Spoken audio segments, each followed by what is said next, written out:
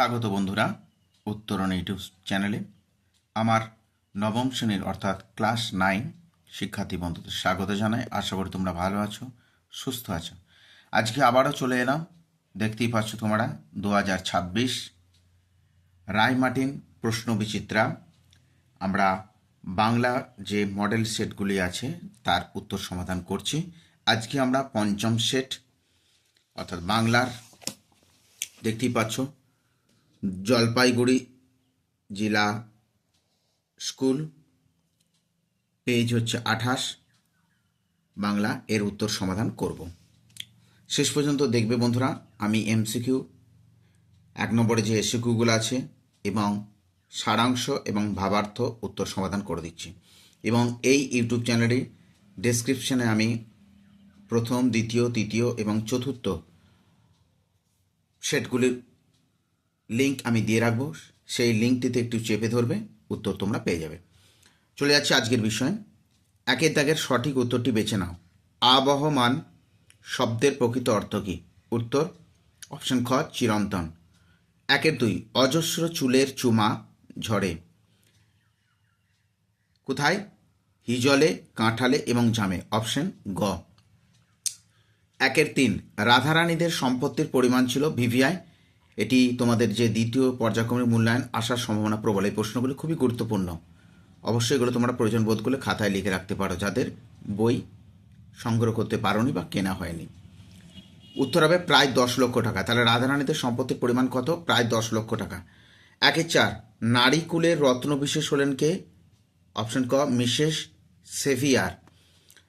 1-5 করভাসের ট্রেনিংয়ের সময় ছিল সকাল 8টা থেকে 9টা। 1-6 পক্ষী বিজ্ঞানীদের সম্মেলনের চেয়ারম্যান ছিলেন কে? অপশন গ কুভারু বিয়াস। চলে যাব পরের প্রশ্ন। শ্বেত পাথর শব্দটি কি জাতীয় শব্দ? মিশ্র শব্দ। 1-8 দারিদ্র সব গুণ হরণ করে। বাক্যটিতে দারিদ্র শব্দটি হলো কি? না গুণবাচক বিশেষ্য। চলে যাচ্ছি পরবর্তী বিষয় বন্ধুরা। 2 দাগের নিচের প্রশ্নগুলি উত্তর দাও, যেগুলো মান হচ্ছে 1। দেখতেই পাচ্ছ 7টি করতে হবে তোমাদেরকে। প্রথম প্রশ্ন, প্রাচীন যুগের কয়েকটি আত্মনির্ভরশীল ভাষার নাম লেখো। উত্তরগুলো দেখে নাও।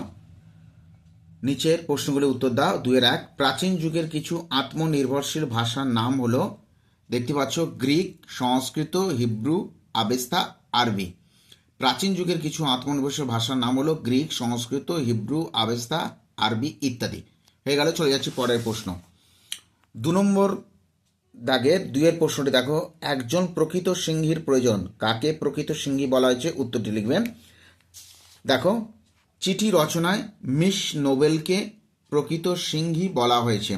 দেখতে পাচ্ছ তোমরা, এইভাবে উত্তরগুলো তোমরা দেখে নাও। চিঠি রচনায় মিস নোবেলকে প্রকৃত সিংহী বলা হয়েছে। চলে যাচ্ছি পরবর্তী প্রশ্নে। 2-3 দাগের প্রশ্ন, ক্ষুদ্র বুদ্ধিটুকুতে ইহা বুঝিতে পারিল। কি বুঝিতে পারিল?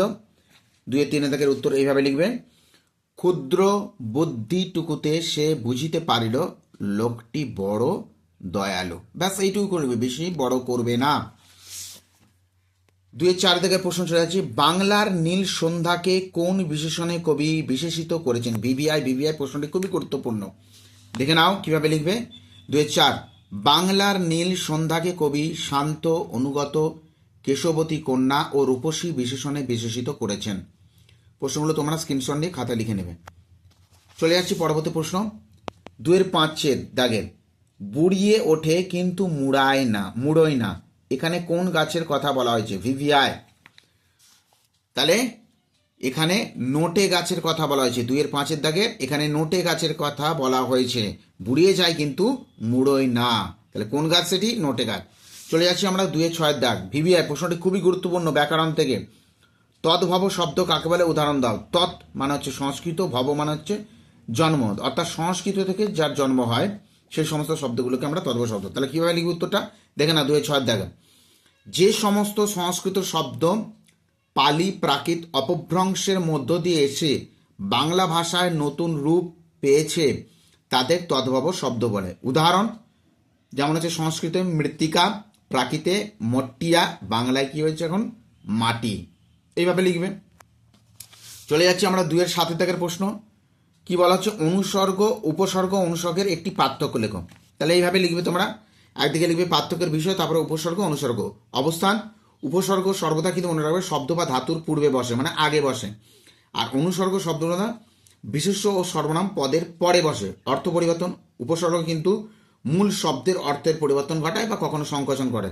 অনুসর্গ মূলত বাক্যের অর্থের পূর্ণতা দেয় ও কারক সম্পর্ক স্পষ্ট করে। এইটুকু লিখে আসবে। চলে যাচ্ছি এবার আমরা পরবর্তী বিষয় বন্ধুরা। কি দেখাচ্ছে দেখে নাও।